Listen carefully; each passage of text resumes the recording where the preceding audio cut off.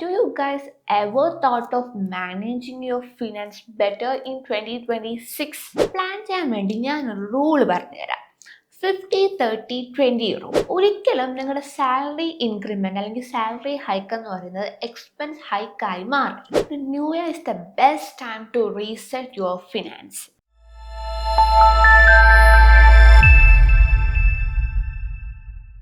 Hi all, welcome back to our channel where finance makes simpler and practical. So within few days, number 2025 coming to an end, and we all are planning and preparing to welcome 2026. പുതിയൊരു വർഷം പുതിയ പുതിയ കാര്യങ്ങളൊക്കെ welcome ചെയ്യാൻ നമ്മളെല്ലാവരും prepare ആയി നിൽക്കുകയാണ്. And ഒരുപാട് ആളുകൾക്ക് കുറച്ചധികം ന്യൂ ഇയർ റെസൊല്യൂഷൻസും കാര്യങ്ങളൊക്കെ ഉണ്ട്. But do you guys ever thought of managing your finance better in 2026? The coming yearൽ നിങ്ങൾ ഈ ഇപ്പോൾ കഴിഞ്ഞ വർഷത്തെക്കാളും കുറച്ചുകൂടി ബെറ്റർ ആയിട്ടുള്ള ഒരു ഫിനാൻഷ്യൽ ഫ്രീഡം എക്സ്പീരിയൻസ് ചെയ്യണം, കുറച്ചുകൂടി നല്ലൊരു മണി ഹാബിറ്റ് ബിൽഡ് ചെയ്യണം എന്നൊക്കെ ചിന്തിച്ചിട്ടുണ്ടോ? ഇല്ല എങ്കിൽ this is the time. New year is the best time to reset your finance.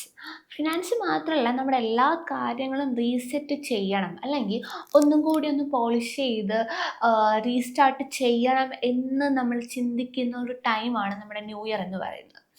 അപ്പോൾ നമ്മുടെ ലൈഫ് സ്റ്റൈലിനെ ഒരുപാട് ഇമ്പാക്റ്റ് ചെയ്യുന്ന ഒരുപാട് കാര്യങ്ങൾ കാണും. അതിൽ വൺ ഓഫ് ദ ഇമ്പോർട്ടൻ്റ് ആയിട്ടുള്ളൊരു ഫാക്ടർ അല്ലെങ്കിൽ ഇമ്പോർട്ടൻ്റ് ആയിട്ടുള്ളൊരു കാര്യമാണ് നമ്മുടെ ഫിനാൻസ് എന്ന് പറയുന്നത്. നമുക്കൊരു കൺട്രോൾ ഇല്ല, അല്ലെങ്കിൽ നമ്മൾ മാനേജ് ചെയ്യുന്ന തെറ്റായ രീതിയിലാണെങ്കിൽ അഫ്കോഴ്സ് നമ്മുടെ ഹാപ്പിനെസ്, നമ്മുടെ പീസ്, എവറിത്തിങ് എല്ലാത്തിനും അവിടെ ഒരു ഫുൾ സ്റ്റോപ്പ് വീഴും. സോ നമ്മൾ എന്താ ചെയ്യേണ്ടത്? നമ്മൾ ഈ ഒരു പുതിയൊരു വർഷം സ്റ്റാർട്ടാകുമ്പോൾ നമ്മുടെ കാര്യങ്ങളൊക്കെ ഒന്ന് മാനേജ് ചെയ്ത് ഓർഗനൈസ് ചെയ്യുന്നതിനോടൊപ്പം നമ്മുടെ ഫിനാൻസും കൂടി ഓർഗനൈസ് ചെയ്യാൻ വേണ്ടി ശ്രമിക്കുക. നമ്മുടെ 2026 നമ്മൾ ഒരുമിച്ച് നമ്മുടെ ഫിനാൻസ് പ്ലാൻ ചെയ്യാൻ പോവുകയാണ്. നമുക്ക് ഈ കഴിഞ്ഞ വർഷം ഉണ്ടായ എല്ലാ മിസ്റ്റേക്സും നമുക്ക് ഫുൾ സ്റ്റോപ്പ് ഇട്ട് അവിടെ നിർത്താം. ഓക്കെ, അതെന്തെങ്കിലുമൊക്കെ ആയിക്കൊണ്ട് പോട്ടെ. നമ്മുടെ കമ്മിങ് ഇയറിൽ നമുക്ക് എന്തൊക്കെ ചെയ്യാം അതിനെക്കുറിച്ച് വേണം നമ്മളിങ്ങനെ തിങ്ക് ചെയ്യാം. മേ ബി ഈ കഴിഞ്ഞ വർഷം നമുക്ക് ഒരുപാട് മിസ്റ്റേക്സ് വന്നിട്ടുണ്ടായിരിക്കാം. നമ്മുടെ credit card bill over due ആയി കാണും, നമ്മൾ എവിടെയും ഇൻവെസ്റ്റ് ചെയ്ത് കാണത്തില്ല, ഇങ്ങനെയുള്ള ഒരുപാട് ഫിനാൻഷ്യൽ മിസ്റ്റേക്സ് വന്നു പോയിട്ടുണ്ടാകും. അതിനെല്ലാം നമ്മൾ മറക്കുകയാണ്. ഓക്കെ, ആൻഡ് നമ്മൾ 2026 നമ്മൾ കുറേയധികം പുതിയ കാര്യങ്ങൾ എക്സ്പീരിയൻസ് ചെയ്യണം, അല്ലെങ്കിൽ പ്ലാൻ ചെയ്യാൻ പോവുകയാണ്. എന്ത് ചെയ്താലും നമ്മൾ പ്ലാൻ ചെയ്ത് ചെയ്യണം, അല്ലേ? അപ്പോൾ പ്ലാൻ ചെയ്യുന്നതിന് മുന്നേ അറിഞ്ഞിരിക്കേണ്ട ഒരു കാര്യമുണ്ട്. നമ്മുടെ ഇൻകം, നമ്മുടെ വരുമാനം എത്രയാണ് എന്നുള്ളത്. മേ ബി ഇപ്പോൾ എനിക്ക് ത്രൂ സാലറി മാത്രമായിരിക്കും ഇൻകം. ഈ ഒരു വീഡിയോ കാണുന്ന പലർക്കും വേറെ പല സോഴ്സിനും ഇൻകം കാണുന്നവർ കാണും. May be rent through income കാണും, ഇൻട്രസ്റ്റ് ഇൻകം കാണും. ഇങ്ങനെ പല സോഴ്സിൽ നിന്ന് ഒരു മാസം വരുമാനം കാണുന്ന ഒരുപാട് ആളുകൾ കാണും. അപ്പോൾ നിങ്ങളിത് ആദ്യം ചെയ്യേണ്ടത്, നിങ്ങൾക്ക് മന്ത്ലി നിങ്ങളുടെ ടോട്ടൽ ഇൻകം എത്രയാണെന്ന് ആദ്യം മനസ്സിലാക്കണം. കാരണം നമ്മുടെ ഇൻകം മനസ്സിലാക്കിയാൽ മാത്രമേ നമുക്ക് ബാക്കിയുള്ള കാര്യങ്ങൾ പ്ലാൻ ചെയ്യാൻ സാധിക്കത്തുള്ളൂ. ബിക്കോസ് ഇൻവെസ്റ്റ്മെൻറ്റ് ഒരിക്കലും നമുക്ക് ഇൻകത്തിനേക്കാളും കൂടുതൽ ചെയ്യാൻ സാധിക്കത്തില്ല. അതുപോലെ തന്നെ നമ്മുടെ എക്സ്പെൻസും ഒരിക്കലും ഇൻകത്തിനേക്കാളും കൂടുതൽ ചെയ്യാൻ പറ്റത്തില്ല. അപ്പോൾ ഇതൊക്കെ കൊണ്ട് നമ്മൾ ആദ്യം മനസ്സിലാക്കിയിരിക്കേണ്ടത്, ആദ്യം നമുക്കൊരു അണ്ടർസ്റ്റാൻഡിങ് വേണ്ടത് നമ്മുടെ വരുമാനത്തെക്കുറിച്ചായിരിക്കും. അപ്പോൾ നമ്മുടെ വരുമാനത്തെക്കുറിച്ച് നമുക്കൊരു ഐഡിയ കിട്ടി, ഏതെല്ലാം സോഴ്സിൽ നിന്നാണ്, എത്രയൊക്കെയാണ് നമ്മുടെ ഇൻകം എന്ന് നമ്മൾ മനസ്സിലാക്കി കഴിഞ്ഞു. ഇനി നമുക്ക് പ്ലാൻ ചെയ്യാം. അപ്പോൾ പ്ലാൻ ചെയ്യാൻ വേണ്ടി ഞാനൊരു റൂൾ പറഞ്ഞുതരാം. 50-30-20 റൂൾ. മേ ബി ഇത് ചിലർക്കൊക്കെ അറിയായിരിക്കും. ഈ ഒരു റൂൾ പ്രകാരം നമ്മൾ ചെയ്ത് കഴിഞ്ഞാൽ അഫ്കോഴ്സ് നമുക്കൊരു ഫിനാൻഷ്യൽ ഫ്രീഡം എക്സ്പീരിയൻസ് ചെയ്യാൻ വേണ്ടി സാധിക്കും. ഈ റൂൾ പ്രകാരം നിങ്ങളുടെ ഇൻകത്തിൻ്റെ 50% എന്ന് പറയുന്നത് നിങ്ങളുടെ ബേസിക് നീഡ്സ് മീറ്റ് ചെയ്യാൻ വേണ്ടിയുള്ളതായിരിക്കണം. ബേസിക് നീഡ്സ് എന്ന് പറയുമ്പോൾ നിങ്ങൾക്ക് റെൻറ്റോ നിങ്ങളുടെ യൂട്ടിലിറ്റി ബില്ലോ ഇങ്ങനെയുള്ള ഒഴിച്ചുകൂടാൻ പറ്റാത്ത കാര്യങ്ങൾ മീറ്റ് ചെയ്യാൻ വേണ്ടിയായിരിക്കണം നിങ്ങളുടെ ഇൻകത്തിൻ്റെ 50% യൂസ് ചെയ്യേണ്ടത്. 30% എന്ന് പറയുന്നത് നിങ്ങളുടെ വാണ്ട്സ്. നിങ്ങൾക്ക് ഇപ്പോൾ ഷോപ്പിങ്ങിന് പോകണം, ഫിലിമിന് പോകണം, അല്ലാതെയുള്ള നിങ്ങളുടെ എൻ്റർടൈൻമെൻറ്റ് എക്സ്പെൻസ് മീറ്റ് ചെയ്യാനായിരിക്കണം നിങ്ങളുടെ ബാക്കി 30% യൂസ് ചെയ്യാൻ. ആൻഡ് റിമൈനിങ് 20% നിങ്ങൾ ഇൻവെസ്റ്റ് ചെയ്യണം. ഇതാണ് 50-30-20 റൂൾ എന്ന് പറയുന്നത്. അപ്പോൾ ഇങ്ങനെ നമ്മൾ നമ്മുടെ ഫിനാൻസ് മാനേജ് ചെയ്ത് കഴിഞ്ഞാൽ അഫ്കോഴ്സ് നമുക്ക് അവിടെ ഒരു ബേർഡൻ അല്ലെങ്കിൽ നമുക്കൊരു ഫിനാൻഷ്യൽ സ്ട്രെസ് ഉണ്ടാകാനുള്ള ചാൻസസ് വളരെയധികം കുറവായിരിക്കും. അപ്പോൾ ഇൻകം മനസ്സിലാക്കി, എങ്ങനെ ഇൻകം യൂട്ടിലൈസ് ചെയ്യണമെന്ന് മനസ്സിലാക്കി.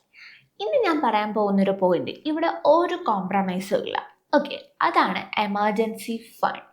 എമർജൻസി ഫണ്ട് എന്താണ്, എങ്ങനെയാണെന്നൊക്കെ ഞാൻ വേറൊരു വീഡിയോയിൽ പറഞ്ഞിട്ടുണ്ടായിരുന്നു. ഇവിടെ ഞാൻ സിമ്പിളായിട്ട് ഞാൻ പറഞ്ഞുതരാം.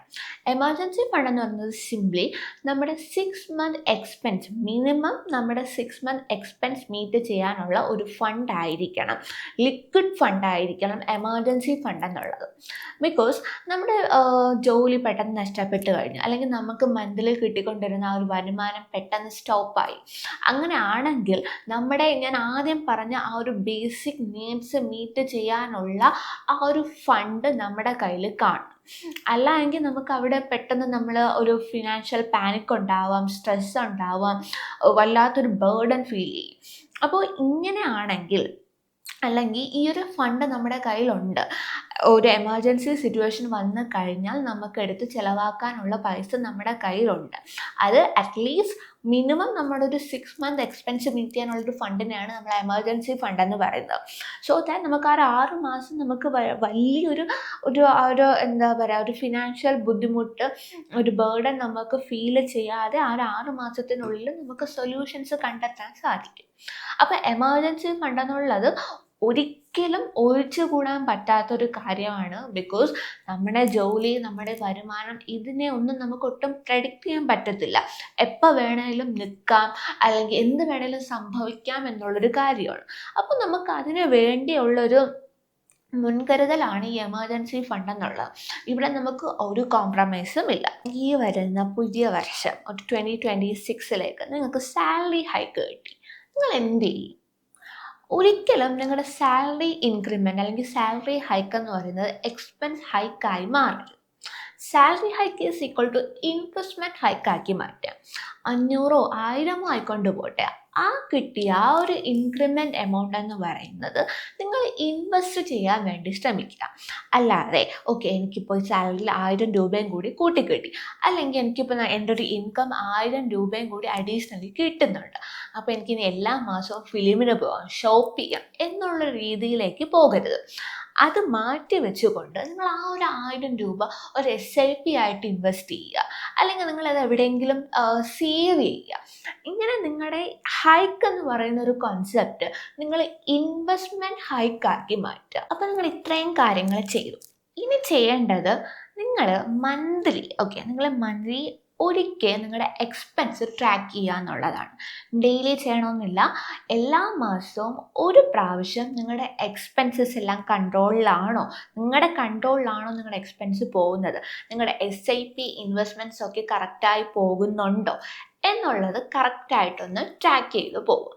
ബിക്കോസ് നമ്മൾ ഇവിടെ ചെറിയ ചെറിയ കറക്ഷൻസ് വരുത്തുമ്പോൾ അറ്റ് ദ എൻഡ് നമുക്ക് കിട്ടുന്ന റിസൾട്ട്സ് എന്ന് പറയുന്നത് വളരെ വലുതായിരിക്കും. So, financial discipline is not about being perfect but managing it better. അപ്പോൾ ഈ ഒരു പുതിയ വർഷത്തിൽ നിങ്ങളുടെ ഫിനാൻഷ്യൽ പ്ലാനിങ് കറക്റ്റായി ചെയ്യുക ആൻഡ് ഒരു ഫിനാൻഷ്യൽ ഫ്രീഡം നല്ല രീതിയിൽ എക്സ്പീരിയൻസ് ചെയ്യുക.